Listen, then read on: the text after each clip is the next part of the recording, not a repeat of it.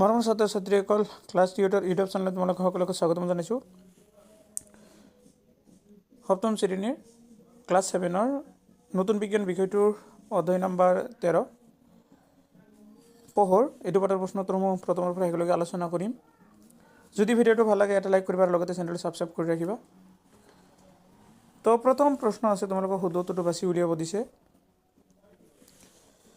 পোহৰে গতি কৰে মানে ডেশ দিছে, পোহৰে কি গতি কৰে বুলি কৈছে। এটা হল সৰল ৰেখা, বক্ৰৰেখা, সৰল ৰেখা আৰু বক্ৰৰেখা দুয়োটা দি দিছে আৰু দুই নম্বৰ দিছে ওপৰে এটা নহয়। তো ইয়াৰ সঠিক উত্তৰটো হ'ব মানে অপশ্যন নম্বৰ যি আছে সৰল ৰেখা, মানে এইটো কি পোহৰটো চিধা চিধিয়ে যায়, বেকা কেতিয়াও যাব নোৱাৰে। চ' এইটো উত্তৰটো হ'ব যে পোহৰ সদায় মানে চিধা গতিত যায়, মানে সৰল গতিত যায়। 2 নম্বৰ আছে এ নম্বৰ দিছে মানে সমতল দাপনৰ ক্ষেত্ৰত কোনটো অসত্য। এ নম্বৰ প্ৰতিবিম্ব একে আকাৰৰ হয়। বি নম্বৰ দাপনৰ পৃষ্ঠৰ পৰা প্ৰতিবিম্বৰ দূৰত্ব আৰু লক্ষ্যবস্তুৰ দূৰত্ব সমান হয়। চি নম্বৰ প্ৰতিবিম্বৰ প্ৰকাৰ হত। ডি নম্বৰ প্ৰতিবিম্ব থিয় আৰু লক্ষ্যবস্তুৰ সমান। চ' ইয়াৰ উত্তৰটো হ'ব অপশ্যন নম্বৰ এ, প্ৰতিবিম্ব একে আকাৰৰ হয়। 3 নম্বৰ তলৰ কোনবিধ আলোকে সঁজুলিয়ে অহত আৰু ডাঙৰ প্ৰতিবিম্ব সৃষ্টি কৰিব পাৰে। তো উত্তৰটো এ নম্বৰ আছে প্ৰথমতে চাবা সমতল দাপন, বি নম্বৰ উত্তল দাপন, চি নম্বৰ অৱতল দাপন আৰু ডি নম্বৰ ওপৰে এটা নহয়। চ' উত্তৰটো হ'ব অপশ্যন নম্বৰ চি, অৱতল দাপন। 4 নম্বৰ হৈছে আতচী কাচ আচলতে কি হয়। এ নম্বৰ অৱতল লেন্স, বি নম্বৰ উত্তল দাপন, চি নম্বৰ অৱতল দাপন, ডি নম্বৰ উত্তল লেন্স। তো উত্তৰটো লিখিবে তোমালোকৰ অপশ্যন নম্বৰ ডি থকা উত্তল লেন্স। তাৰপিছত 5 নম্বৰত আছে সূৰ্যৰ পোহৰত কেইটা ৰং থাকে। এইটোতো তোমালোকে সকলোৱে জানা, অপশ্যন নম্বৰ বি থকা যিটো আছে 7টা, সূৰ্যৰ পোহৰত 7টা ৰং থাকে। 2 নম্বৰতে আছে চমুকৈ উত্তৰ দিয়া। ক নম্বৰটো হ'ল পোহৰৰ প্ৰতিফলন কাক বোলে। তো উত্তৰ লিখিবে যে কোনো এটা বস্তু এটা দিশৰ পৰা আহি আন এটা বস্তুত খুন্দা মাৰি আন এটা দিশলৈ গতি কৰাকে পোহৰৰ প্ৰতিফলন বোলে। 2 নম্বৰ পোহৰৰ প্ৰতিফলনৰ বাবে প্ৰতিবিম্ব গঠিত হোৱা তিনিবিধ আলোকীয় সঁজুলিৰ নাম লিখা। উত্তৰটো হ'ব টৰ্চ, মটৰ গাড়ীৰ হেডলাইট, ফ্লাউলাইট। 3 নম্বৰ পোহৰৰ প্ৰতিসৰণৰ বাবে প্ৰতিবিম্ব গঠিত হোৱা দুবিধ আলোকীয় সঁজুলিৰ নাম, এটা হৈছে গ্লাছ আৰু এটা হৈছে প্লাষ্টিক। 4 নম্বৰ হত প্ৰতিবিম্ব কি। যিবোৰ প্ৰতিবিম্ব পৰ্দাত পেলাব পাৰি বা হাতেৰে চুব পাৰি তাক হত প্ৰতিবিম্ব বোলে। 5 নম্বৰ অহত প্ৰতিবিম্ব কি। যিবোৰ প্ৰতিবিম্ব পৰ্দাত পেলাব পাৰি তাকে অহত প্ৰতিবিম্ব বোলে। 6 নম্বৰ পিনহল কেমেৰাত কিয় ওলোটা প্ৰতিবিম্ব গঠিত হয়। উত্তৰটো কাৰণ পিনহল কেমেৰাত উত্তল লেন্স ব্যৱহাৰ কৰা হয়। 7 নম্বৰ উত্তল দাপনত কেনেকুৱা প্ৰতিবিম্ব গঠিত হয়। উত্তৰটো উত্তল দাপনত সৰু আৰু থিয় প্ৰতিবিম্ব গঠিত হয়। 7 নম্বৰ অৱতল দাপনত কেনেকুৱা প্ৰতিবিম্ব গঠিত হয়। উত্তৰটো হৈছে অৱতল দাপনত ডাঙৰ আৰু অহত প্ৰতিবিম্ব গঠিত হয়। 9 নম্বৰ উত্তল দাপনৰ এটা প্ৰধান ব্যৱহাৰ কি লিখা। উত্তৰটো হৈছে উত্তল দাপন গাড়ীৰ পিছফালে আহি থকা বেলেগ গাড়ী চাবলৈ এই দাপন ব্যৱহাৰ কৰা হয়।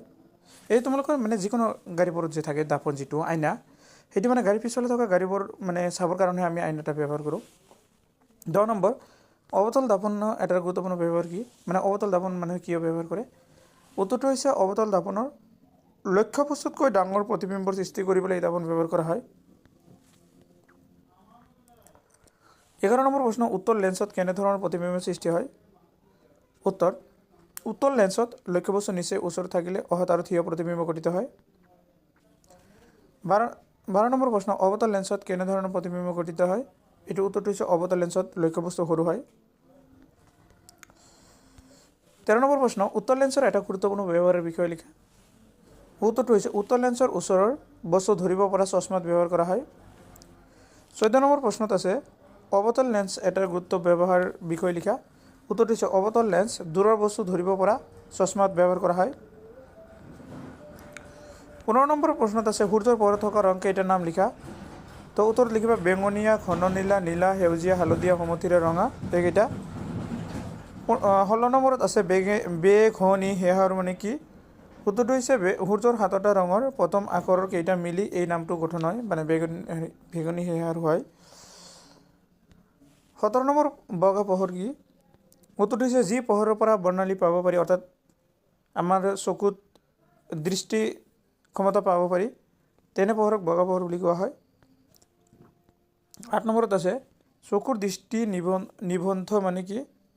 উত্তৰটো হৈছে আমাৰ চকুৱে যিমান দূৰলৈ চাব পাৰে বা দেখা পায় তাকে চকুৰ দৃষ্টি নিবন্ধ বোলে। অথবা চকুৰ দৃষ্টি নিবন্ধ মানে হ'ল আমাৰ চকুৱে যিমান দূৰলৈ চাব পাৰে বা দেখা পায়। 19 নম্বৰত আছে ছবি আঁকিব দিছে, উত্তল আৰু অৱতল দাপনৰ উদাহৰণ দিব দিছে। এইটো চোৱা, এইটো হ'ল উত্তল দাপন আৰু এইটো হ'ল অৱতল দাপন। এটা বস্তু খেয়াল কৰিবা কি উত্তল দাপনৰ এইটো ভিতৰ ভাগত দাগ আৰু অৱতল দাপনৰ মানে বাহিৰ ভাগত দাগ দিয়া আছে। এবাৰ বি নম্বৰত আছে উত্তল আৰু অৱতল লেন্সৰ উদাহৰণ। এইটো চোৱা, এইটো আৰু এইটো হৈছে কি মানে উত্তল লেন্স আৰু এইটো হৈছে অৱতল লেন্স।